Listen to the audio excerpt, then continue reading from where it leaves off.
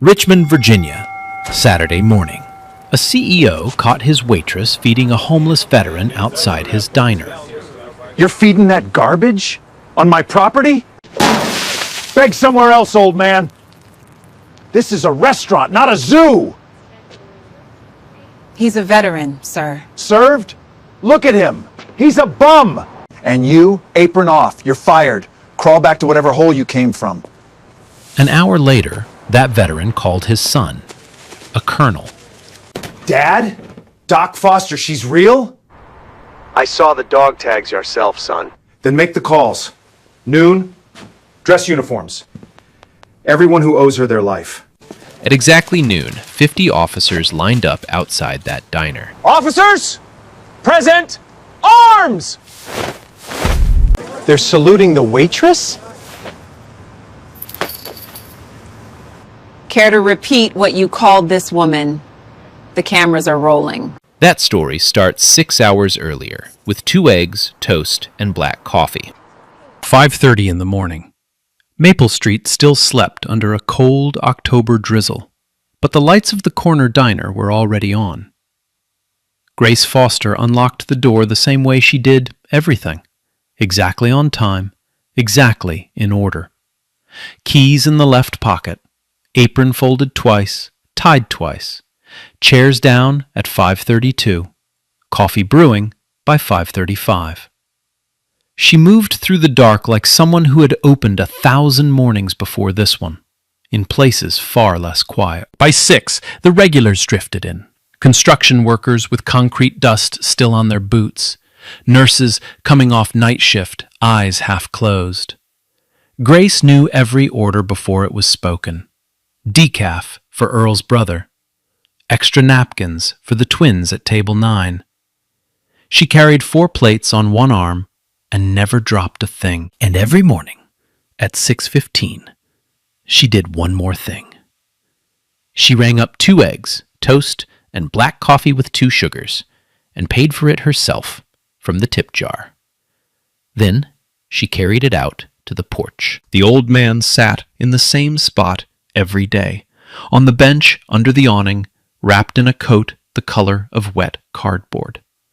Walter, 71 years old, white beard, cracked hands, and the green canvas bag he never let out of his sight.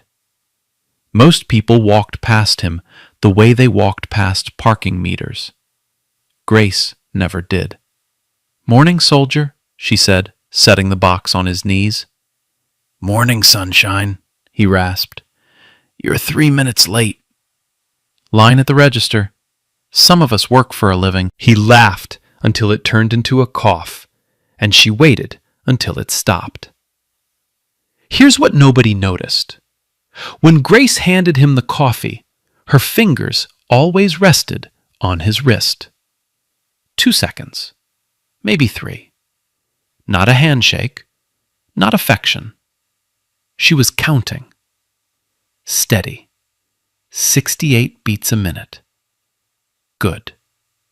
Then, and only then, she let go of the cup. She checked other things, too, without ever seeming to check them, whether his lips had gone gray in the cold, whether the swelling in his ankles was worse than yesterday, whether he'd eaten the protein first or gone straight for the toast.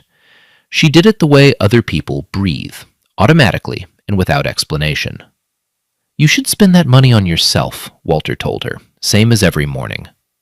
"And you should eat your eggs before they go cold," she said, same as every morning. It was the closest thing either of them had to family. Inside, Tammy Brooks watched through the window, shaking her head. Tammy had worked the counter for 9 years and had opinions about everything. "Girl, you feed that man more regular than you feed yourself," she said when Grace came back in. "I had crackers," Grace said.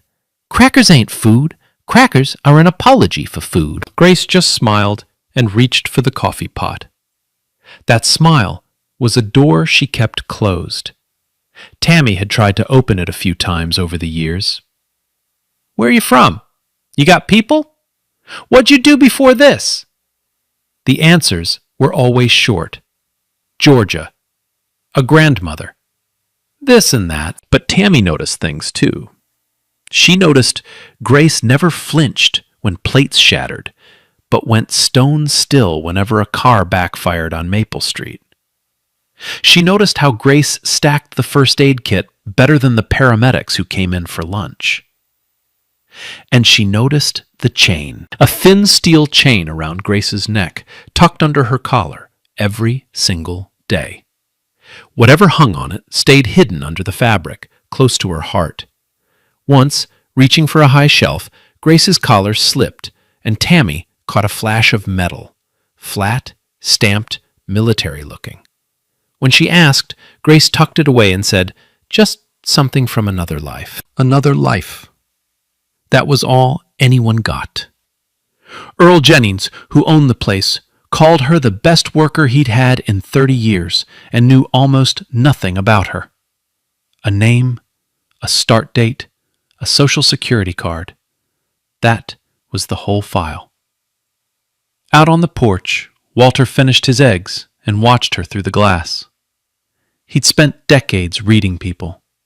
Something about her posture, the squared shoulders, the eyes that swept every exit, itched at a memory he couldn't reach. He didn't know it yet. But he was 3 weeks away from remembering. Grace's shift ended at 4. Her second life began at 4:15. Home was a studio apartment above a laundromat on the east side, where the radiator clanked like a dying engine, and the window never quite closed. One bed, one chair, one photograph, face down in a drawer that she never looked at and never threw away. On the kitchen counter sat the envelopes. Rent, due Friday. Electric, past due. A medical bill from a Georgia hospital with a number on it that made her stomach drop every time. Her grandmother's heart medication had gone up again. Grace did the math the way she always did, out loud, in a whisper, like diffusing something. Tips this week, $210. Rent, hold back $600.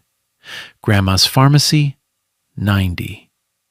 Whatever was left after that usually came to almost nothing. Almost nothing was what she lived on. The crackers were real. She ate standing up, washed the plate, and was asleep by 9. That was the easy part. The hard part came at 2 in the morning. It always started the same way. Heat, dust in her teeth, the thudding of rotor blades somewhere above her, slicing the sky into pieces. Then, the sound that never left her. A voice, young and cracking, screaming one word across the sand. "Doc! Doc!" Grace sat up in the dark, heart slamming, sheets soaked. The laundromat sign below painted the ceiling red, then white, then red. For 3 full seconds, she didn't know what country she was in. Then the training took over. In for 4, hold for 4, out for 4. She counted the way she'd been taught until the room stopped being a desert. She didn't go back to sleep. She never did after. Instead, she did what she always did, note beside the bed, and pulled out the shoebox. Inside, wrapped in a gray t-shirt, lay a small velvet case she hadn't opened in 4 years. She didn't open it now, either. Her thumb just traced the edge of it, once, like checking a wound. Beneath it sat a letter, the envelope soft from handling. The seal had never been broken. On the front, in handwriting that still made her chest cave in, one line. For Doc, read this when you make it home. She had made it home 4 years ago. She still couldn't read it. The next morning, she carried 2 eggs, toast, and black coffee out to the porch. Same as always. But Walter could read weather in a face. "Rough night?" he asked. "Slept like a baby." "Babies wake up screaming every 2 hours. "Exactly," she said, and he laughed his rattling laugh. They sat a while, watching the street come alive. And maybe because the morning was gray, or maybe because some mornings the loneliness gets heavy, Walter started talking. Not the jokes this time, The real things. He'd had a house once, out in Chesterfield. A wife named Dorothy, who grew tomatoes and yelled at the television. When she got sick, the savings went first. Then the truck. Then, 2 years after the funeral, the house. Grief's expensive, he said, turning the coffee cup in his cracked hands. Nobody tells you that. You got family? Grace asked. A long pause. A son. Career military, like his old man. Stationed away. Walter's jaw worked. He doesn't know about the bench, about any of this. His mother made him promise to make something of himself, and he did. I'm not going to be the thing that drags him back down. He'd want to know. He'd want to fix it, Walter said. That's worse. Grace looked at him for a long moment, at the cracked hands, at the green canvas bag with the faded stencil he never let go of, at the way he still sat straight, even on a bench that wasn't his. You know what I think? She said quietly. Everyone was someone before life knocked them down. Walter went still. Then he nodded, slow, eyes shining, and looked away down the street so she wouldn't see his face. Yeah, he managed. And some people stay someone, even after. Neither of them knew it yet. But in 3 weeks, one of them would prove the other right, in front of 50 witnesses in dress uniform, and one man in a $3,000 suit. The news came on a Tuesday, taped to the break room door. Earl Jennings gathered the staff at closing, and for the first time in 30 years, he couldn't look his people in the eye. I sold the place, he said. Whitmore Hospitality Group. They buy old diners, fix them up, make them modern. He turned his cap in his hands. I'm 73. My knees are gone. My margins are worse. I'm sorry. He found Grace by the coffee station after. They promised to keep everybody on, he said. 90-day evaluation, then permanent contracts. He hesitated. Grace, these are different kind of people. Just keep your head down. She'd survived worse than new management, she thought. The new world arrived the following Monday at 8 sharp in a convoy of 3 black Escalades that took up 5 parking spaces. Out stepped men in suits that cost more than Grace's annual rent, carrying tablets and matching frowns. And in the middle of them, moving like the street belonged to him, came Preston Whitmore himself. Silver hair, golf tan, a watch that caught the morning sun and threw it in people's eyes. He stopped in the doorway of the diner he now owned and looked around the way a man looks at gum on his shoe. Smells like grease and poverty, he announced. We can fix one of those today. His consultants laughed on cue. He toured the place in 11 minutes. He called the regulars foot traffic. He called the kitchen a liability. He tapped the counter Earl had wiped down for 3 decades and asked if the wood thing could go. When Tammy introduced herself, he looked at her name tag instead of her face. Grace had just finished mopping a coffee spill by the register when Preston walked through it, straight through it, in gleaming Italian leather, leaving a trail of prints across her clean floor. He didn't slow down. Men like him never did. Somewhere behind him, a consultant made a note on a tablet, and she wondered if the note was about her. By noon, the new rules were posted by the register, in corporate font, laminated. Employee performance scores, updated weekly. Cameras at every angle, for quality assurance. Uniform standards. Smile standards. And there, third from the top, in bold, no loitering. No vagrants or panhandlers within 50 feet of the premises. Staff found encouraging, such individuals will face immediate disciplinary review. Tammy read it twice. Within 50 feet, she muttered. That's the bench, Grace. Grace said nothing. She was looking through the window at the porch, where Walter's spot sat empty in the morning light. He came at 6:15, and it was nearly 1. Tomorrow, his breakfast would be a violation. Her kindness now had a clause against it. That evening, Preston held what he called a vision meeting. He stood where Earl used to stand and gave a speech about brand elevation and customer demographics. Then he said the sentence Grace would remember. "Some of you are assets," he told the room, smiling like a knife. "Some of you are habits this place picked up over the years. Habits get broken. Assets get kept. The next 90 days decide which one you are."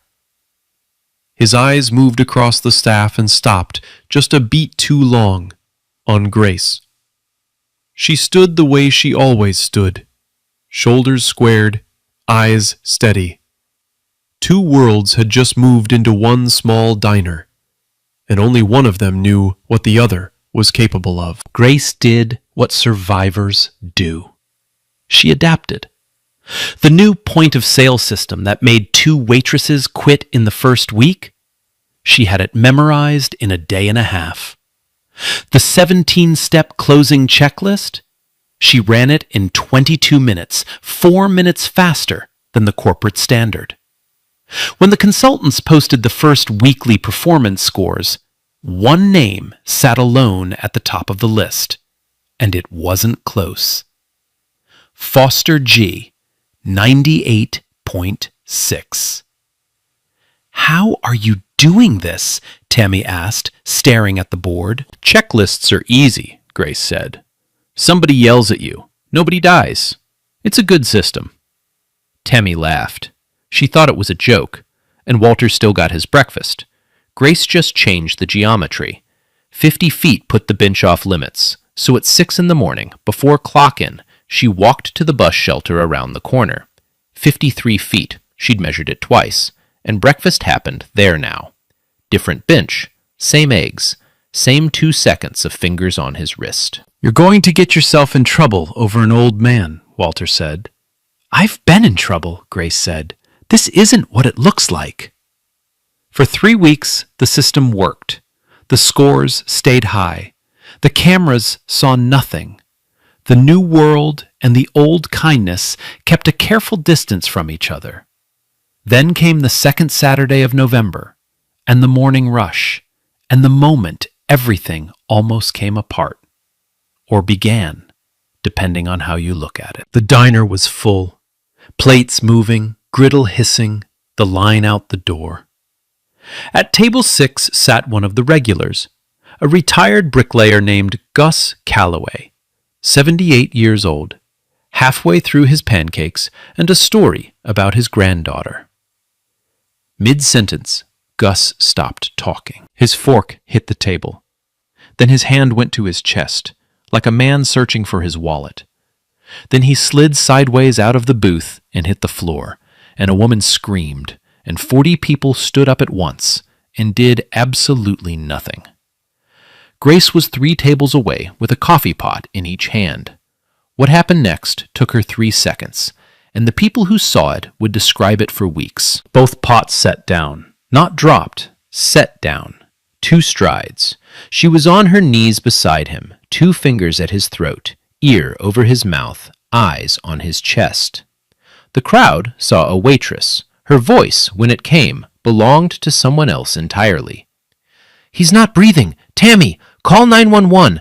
Tell them cardiac arrest, male, late 70s, CPR in progress. You in the blue jacket, out front, flag the ambulance in. You, clear these chairs back 10 feet. Move!" And they moved. Strangers who had frozen solid 2 seconds earlier suddenly had jobs and did them, because the voice giving the orders left no room for doubt. Grace laced her fingers over Gus's chest and started compressions. Hard. Fast. A steady 100 a minute, elbows locked, counting under her breath the way you count when you've done this before. Not nervous, just keeping time. 30 compressions. 2 breaths. Again. "Come on, Gus," she said quietly. "Granddaughter's not done with you. Stay with me." A man at the counter raised his phone to film. Without breaking rhythm, without even looking up, Grace shifted her shoulder and turned her face out of frame. She did it twice more before the ambulance came. Smooth, practiced, like a woman who had spent years making sure she never ended up in anyone's picture. Sirens, doors, paramedics flooding in with a gurney and a defibrillator. Grace called out the handoff like a report. Down 4 minutes, CPR throughout, pulse came back 90 seconds ago, he's breathing but shallow. And then stepped backward into the crowd, pulling off her gloves, becoming a waitress again. The lead paramedic looked around the diner. Who did the initial response? Silence. Tammy pointed. He studied Grace for a long moment. That was textbook, he said. Better than textbook. Where'd you train? Red Cross class, Grace said. At the YMCA. He looked at her. The locked elbows, the calm, the handoff delivered like a field report. And he knew the YMCA had nothing to do with it. But the gurney was rolling, so he just nodded. Whoever you are, he said, that man's alive because of you. The diner burst into applause. Grace was already clearing table 6. Gus Calloway spent 4 days in the hospital and came back with a stent and a vow to eat oatmeal. The story ran on a local news site. Quick-thinking waitress saves beloved regular. The photo showed only the back of her head. Customers started asking for her section. Tips doubled. Somebody taped the article by the register, and Grace took it down twice before giving up. The regional manager, a decent enough man named Tom Pritchard, drove out personally. Corporate's thrilled, he told her. This is exactly the brand story we want. I'm recommending you for a raise and the shift supervisor track. He slid a card across the counter. You're going places, Foster. For one warm, dangerous moment, Grace let herself believe it. The raise would cover her grandmother's pharmacy with room to spare. Supervisor pay could mean a real apartment, maybe even nursing school. The civilian kind, the kind with no helicopters in it. But 400 miles away, in a corner office in Charlotte, Preston Whitmore watched the customer's shaky phone video for the 3rd time. It had found its way up the chain, flagged by a consultant as positive viral potential. Preston wasn't smiling. He watched the waitress set down the coffee pots. He watched her take command of 40 strangers in 4 seconds. He watched her turn her face away from the camera. Once, twice, 3 times. Every single time, like a habit older than the job. People who hid from cameras had things to hide. And people with things to hide, in Preston's experience, were leverage waiting to be found. Pull her file, he told his assistant. The waitress, Foster. Employment history, background check, all of it. Sir, her scores are the highest in the... I didn't ask for her scores. He zoomed in on the frozen frame, on the blurred face half-turned from the lens. Nobody's that good at anything, he said softly, without a reason. Find me the reason. The assistant typed the name. Somewhere in a database, a search began, and the careful distance between 2 worlds began to close. The week that followed was the kind of week Grace had stopped believing in. The raise came through. She paid the Georgia hospital bill in full and listened to her grandmother cry happy tears down the phone line for 10 whole minutes. On Wednesday, she picked up a brochure from the community college. Licensed Practical Nursing, evening program, 18 months. She read it on her break the way other people read love letters, then folded it into her apron pocket, close as the dog tags. Nursing school, Tammy said, eyebrows up. So she does have a plan. It's just a brochure. Mm-hmm. And Walter's just a customer. Even the nightmares eased that week. Twice she slept until the alarm. For Grace, that was practically a vacation. On Friday morning, at the bus shelter around the corner, Walter was waiting with something besides his appetite. He pressed it into her hand, rough and small and warm from his pocket. A little bird, whittled from pine, every feather carved patient and fine. A sparrow, he said. Did it with my old knife. Took me most of a month. Walter, it's beautiful. Smallest bird out there, he said. Everybody overlooks 'em. But a sparrow never forgets the way home. He closed her fingers around it. Neither should you, sunshine. Whatever home is for you. She didn't trust her voice for a second, so she just held it, tight, the way you hold a thing you intend to keep. It was when she turned to go that it happened. Her coat shifted, and her name tag caught the early light. G. Foster. Walter had seen it 100 times, but this morning, for no reason he could name, his eyes snagged on it and would not let go. G. Foster. Something stirred at the bottom of his memory, way down where the oldest stories settle. Something his son had said years back over a long-distance line. A name soldiers said like a prayer. Something wrong? Grace asked. The thought sank before he could catch it. No, he said slowly. Just, you remind me of somebody I never met. She laughed. He didn't. The calm held for one more day. It was already Thursday. The storm came on Saturday. The storm came in two forms that Saturday. The first was freezing rain. It started before dawn, the kind of cold that gets into old bones and stays. When Grace reached the bus shelter at 6, Walter wasn't there. She found him 10 minutes later, back at his old bench under the diner's awning, the only dry spot on the block, shaking inside his cardboard-colored coat, his breathing fast and shallow. 2 fingers on his wrist, 96 and thready. His lips had gone the gray she watched for.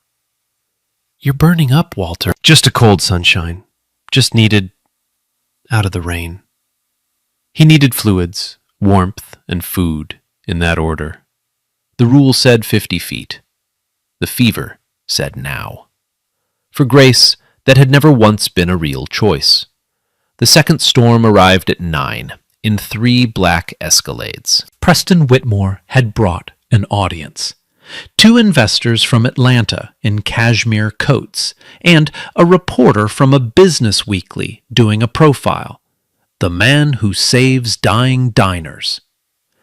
Preston walked them through the Saturday rush like a conductor, the remodeled counter, the performance scoreboard, the story, polished, smooth, about turning a greasy spoon full of bad habits into a brand. The diner was packed, every booth full, a line at the door, 40-some witnesses with nothing to do but watch whatever happened next.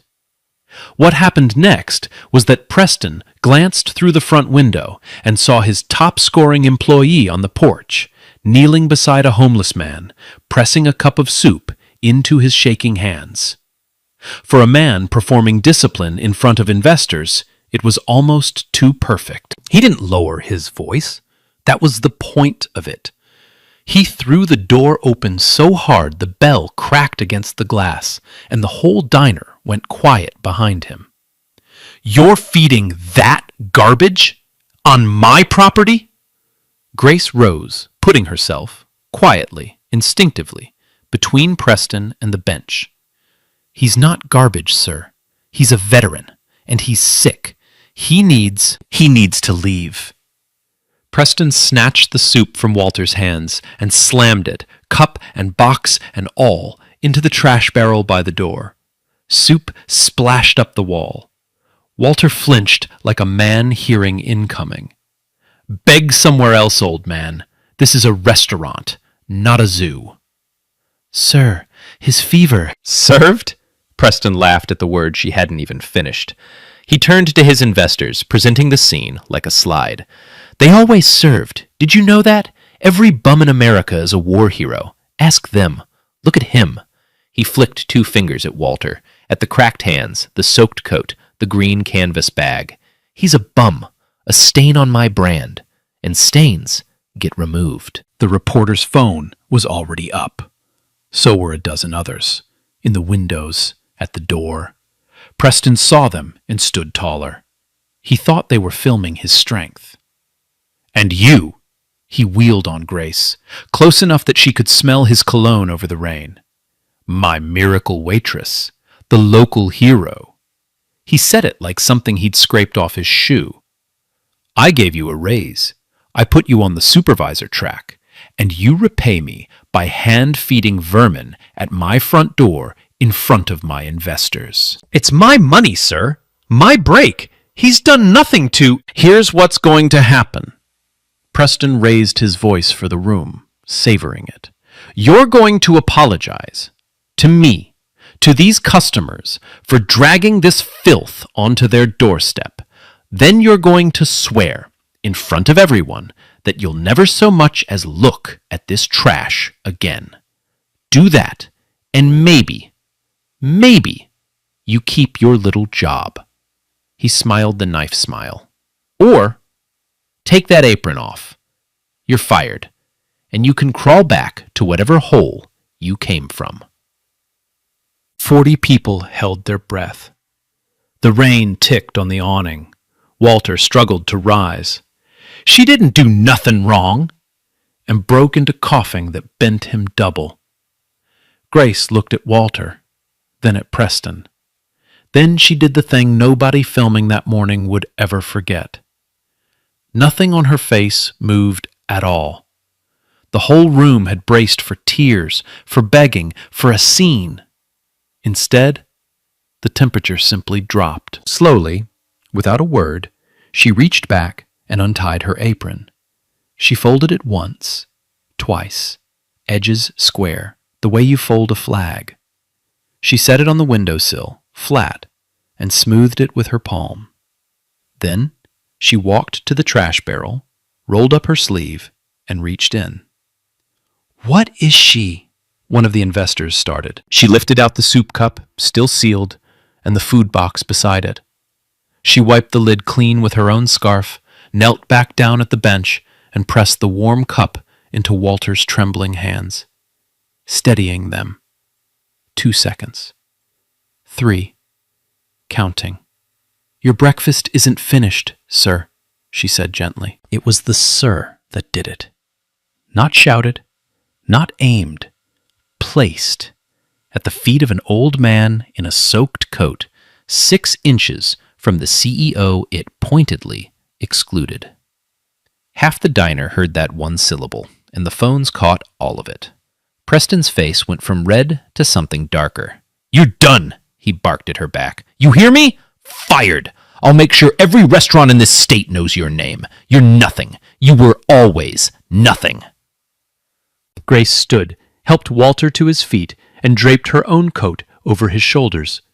She never once looked at Preston. That, the internet would later agree, was the most devastating part.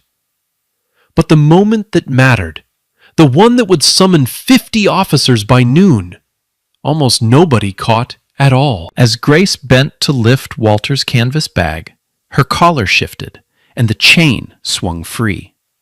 Metal flashed in the gray light, an arm's length from Walter's face.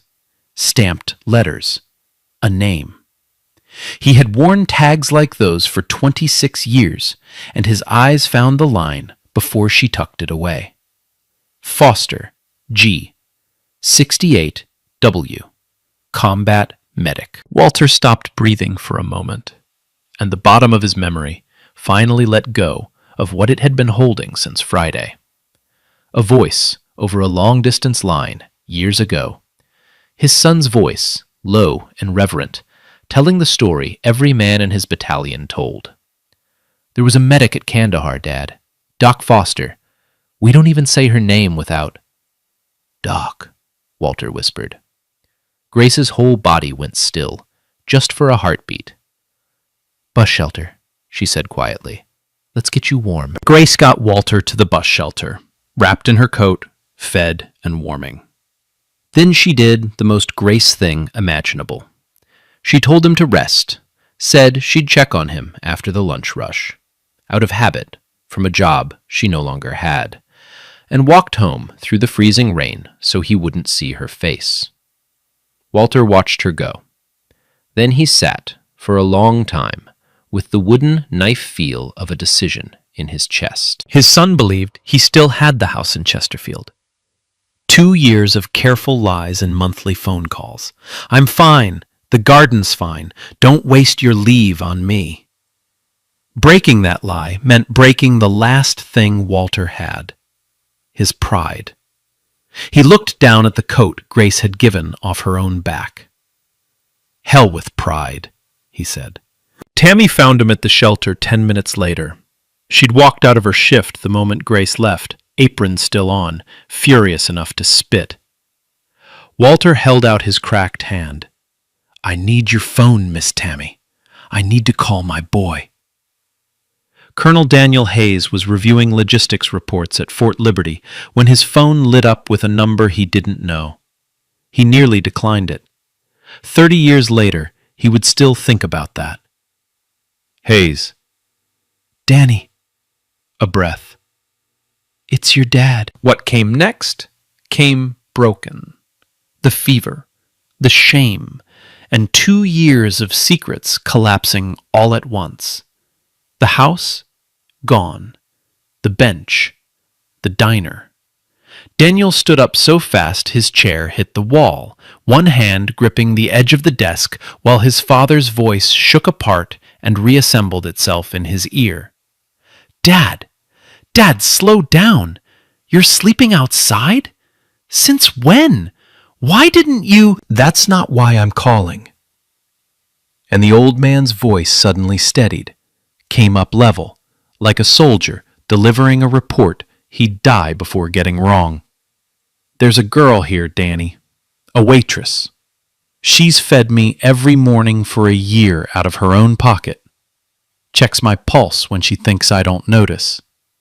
Today, her boss threw my breakfast in the trash and called me garbage in front of 40 people. She picked it out of the trash, cleaned it, and gave it back to me. It cost her the job. Dad, I'm sorry, but her tags fell out of her shirt, son. Walter's voice dropped. Foster, G, 68 whiskey, combat medic. A pause. Danny, say that name back to me. Silence on the line. 3 full seconds. Doc Foster, Daniel said. Dad, say that again. Doc Foster. She's real? You sure? I saw the dog tags myself, son. And this morning, when her boss got in her face, she put her body between him and me, like a door closing. I've only ever seen soldiers do that. Daniel sat down slowly. Kandahar was 11 years ago, but for the men who were there, it was always this morning. A resupply convoy, an ambush, a kill zone 200 meters long, and one medic, one, who crossed open ground under fire not once, not twice, but 3 times, dragging soldiers back to cover one by one. 12 men went home because of her. 2 of them were Daniel's. They put her in for the Silver Star. She accepted it in an office, alone, by request, no ceremony, no press. And when her contract ended, she vanished so completely that half the battalion believed Doc Foster had become a legend, a story told to recruits. The medic who came through fire, the one who never let go. For 11 years, Daniel Hayes had owed his soldiers' lives to a ghost.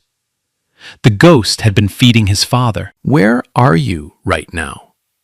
His voice had changed. Tammy, listening beside Walter, would say later it raised the hair on her arms. Maple Street. Richmond. Don't move.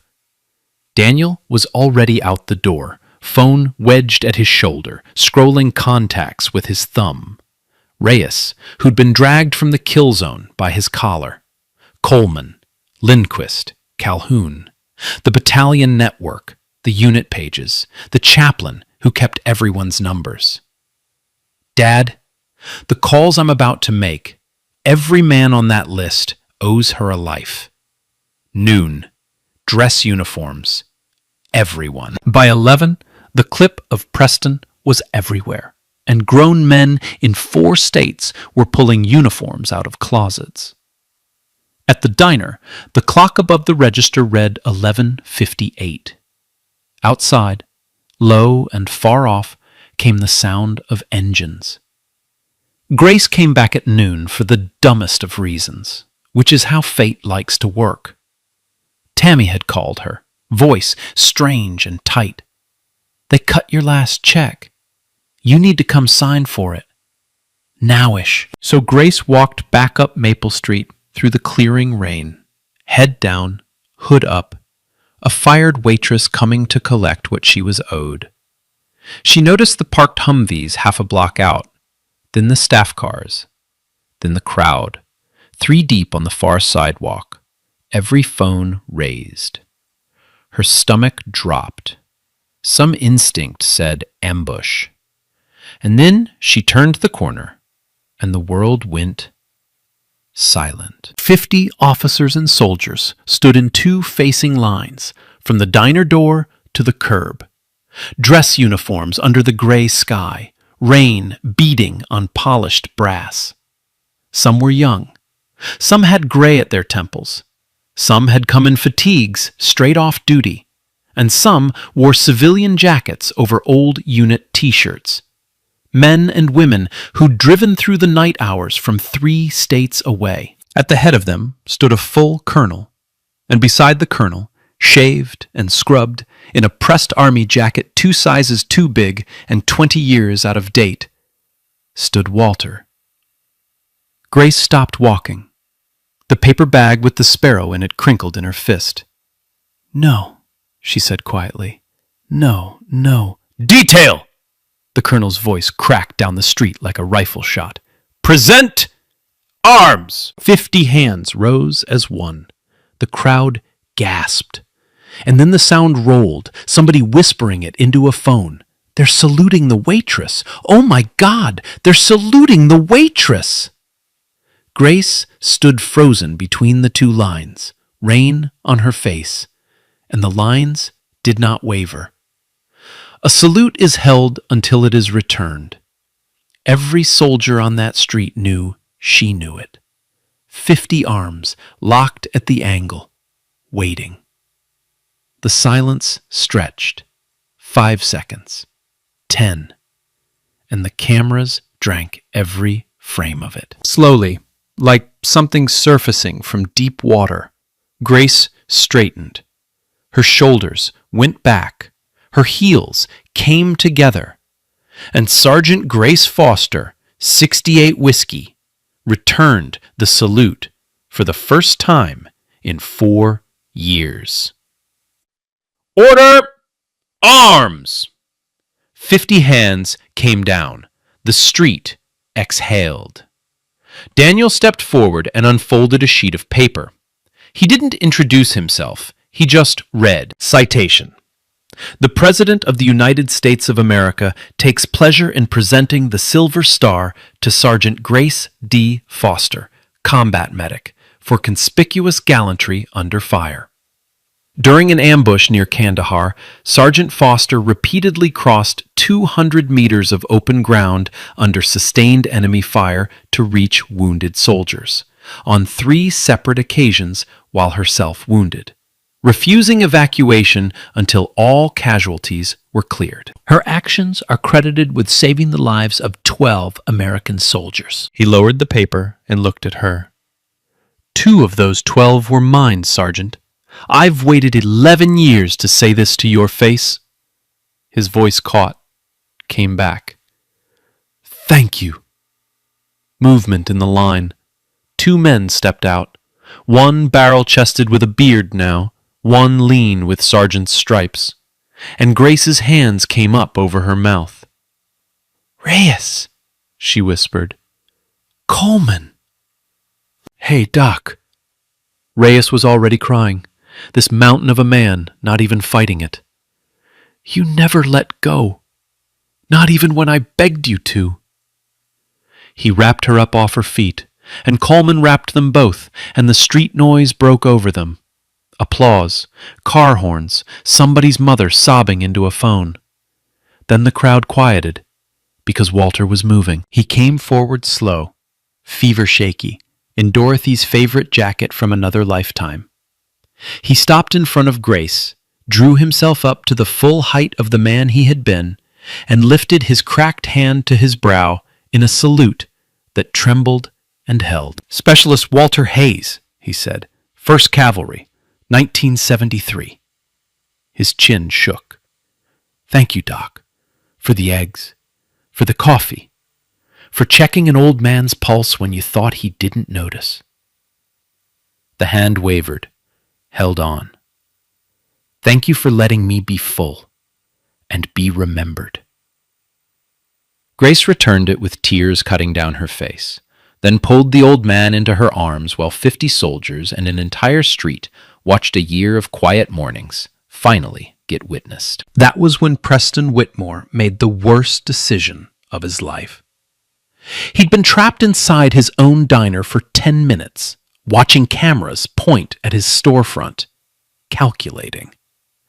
Now he came out smiling, smoothing his jacket, walking toward Daniel with his hand extended, straight into the live shot. "Colonel, Preston Whitmore, I own this establishment. What an honor. And can I just say, when we heard one of our own family members had this remarkable history, we wanted nothing more than to—" "One of your own," the business reporter said. She had been standing off Preston's shoulder all morning, and she was no longer writing the profile he thought she was. She raised her phone, screen out, volume up, and 3 hours of distance collapsed into one sentence. "You're feeding that garbage? On my property?" The recording rang down the silent street, soup hitting the trash barrel. "This is a restaurant, not a zoo. He's a bum, a stain on my brand." Preston's own voice, rich and clear. "Take that apron off. You're fired. Crawl back to whatever hole you came from." 50 faces in dress uniform turned toward Preston Whitmore at once. None of them said a word. That was somehow the worst part. "Care to repeat what you called this woman?" the reporter asked evenly. "The cameras are rolling." That's out of context. I didn't—" His golf tan had gone the color of oatmeal. "I didn't know who she was." "Nobody ever knows the real heroes," Daniel said. "That's the point." He stepped in, close, and for a moment on every video you can see Preston brace, as if expecting to be struck. The colonel's voice stayed almost gentle. "You didn't need her file, Mr. Whitmore. You needed exactly one piece of information, and it was on display every morning, free of charge." He nodded toward Walter, toward Grace's arm around him. "Kindness is the only rank that outranks us all. She's worn it for years. You couldn't earn it in a lifetime of noons like this one." Preston's phone rang, loud in the silence. He flinched, fumbled, answered, and went very still. "Eleanor, Yes, I've seen it." "No, ma'am, the board can't possibly." Across the street, on 100 phones, the clip already had a number under it that ended in 6 zeros. Eleanor Whitfield, chairwoman of the group that held Whitmore Hospitality's debt, was not calling to discuss context. The street watched Preston Whitmore listen for 90 seconds, shrinking by the second, his empire dissolving in an earpiece.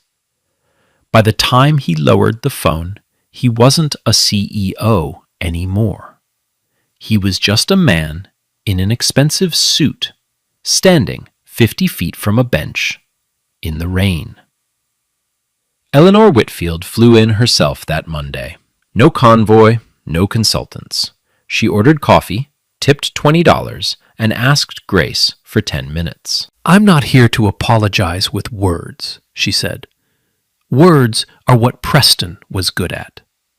She slid a folder across the table. "The group is releasing this location back to a community trust. We'd like you to run it. Manager's salary, full benefits, and a budget line we're calling the Veterans Meal Program. You'd have full discretion." She paused. "I'm told you have experience deciding who needs help first." Grace read the folder twice, the way she'd once read a nursing brochure. "2 conditions," she said. "Earl Jennings consults, paid, and the bench outside stays." "I'd have insisted," said Eleanor. The new sign went up 2 weeks later, modest brass on an oak foretop by the front window. Walter's Table. Beneath it, smaller. Any veteran eats free. No questions, no proof required. Everyone was someone. Tammy ran the counter now, officially the loudest assistant manager in Virginia. Gus Calloway held court every morning over oatmeal he complained about loyally. And at 6:15 sharp, the door would open, and a clean-shaven old man would come in out of the cold to a table that had his name on it. Walter had a room now. Veterans housing across town, sorted by a colonel who flew down every other weekend and called the diner the family office. Daniel had offered him more. Walter declined everything but the room, the bus pass, and Sunday dinners. "Pride's lighter these days," he told Grace. "But it ain't gone." 2 eggs, toast, black coffee, 2 sugars. She still carried it to him herself every morning and still rested 2 fingers on his wrist. 72 and steady, now that he slept warm. The letter she opened alone, on a Sunday night in December, 4 years and 7 months after it was written. It said what she had always been afraid it would say, and it was nothing to be afraid of at all. "If you're reading this, you made it, Doc. So live. That's the whole order. Live loud enough for both of us, and let somebody feed you once in a while." She laughed and cried in the same breath, alone in her kitchen, holding 2 dog tags now instead of 1. The next morning, over her manager's shirt, Grace wore a jacket she hadn't touched in 4 years. The medic patch had not faded. 68 whiskey. The one who never let go. The wooden sparrow sat by the register, facing the door. Home, as it turned out, had found her first. 3 months later, a framed photograph hangs by the door of the Maple Street diner. 50 raised hands. 1 stunned waitress in the rain. Beneath it, a small brass plate reads, "Everyone was someone before life knocked them down." Tourists come to see it now. They order 2 eggs, toast, and black coffee with 2 sugars. The menu calls it the Walter. And $1 from every plate goes to the table by the window. Preston Whitmore resigned from his own company before the board could finish the vote. The last anyone heard, he consults. Nobody asks for whom. And every morning at 6:15, a manager with a medic patch carries breakfast to an old soldier, rests 2 fingers on his wrist, and counts. I'll be honest. I didn't tell this story because of the 50 officers. I told it for the version with no cameras, a tired waitress, an invisible old man, 2 eggs every single morning when nobody owed anybody anything. That kind of quiet kindness is still out there. I need you to believe that. So here's my question for you. If you had been in that diner on Saturday morning, what would you have done before you knew who she was? Tell me in the comments. Share this story with someone who needs it today, and subscribe so you never miss the next one.